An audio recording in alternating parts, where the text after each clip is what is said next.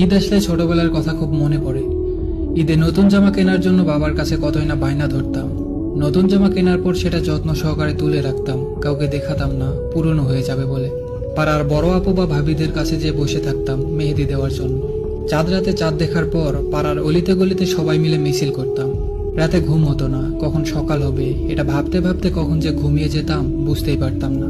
ঈদের দিন সকাল 6টায় মা ডেকে দিত, ঘুম চোখে গোসল করতাম, নতুন জামা পরে নামাজ শেষ করে সব বন্ধুরা মিলে এক জায়গায় হতাম। একে একে সবার বাড়িতে যেতাম, একটু একটু করে সবার বাড়িতেই খেতাম। বিকেল হলে সবাই টাকা তুলে গাড়ি ভাড়া করে ঘুরতে যেতাম। সবাই মিলে কতই না আনন্দ করতাম, কতই না সুন্দর ছিল সেই দিনগুলো। এই কথাগুলোর মর্ম শুধু 90-এর দশকের ছেলে মেয়েরাই বুঝবে, কিন্তু বর্তমান জেনারেশনের ছেলে মেয়েগুলোকে দেখে আমি কেমন যেন থমকে যাই। এদের মাঝে ঈদের কোনো আনন্দ নেই। সারা মাসে 100টা উৎসব পালন করা কিছু মুসলমান বলে এবারের ঈদটা ঘুমিয়েই কাটাবো, অথচ মুসলমানদের সবচেয়ে বেশি খুশি হওয়ার কথা ছিল এই ঈদের দিনে।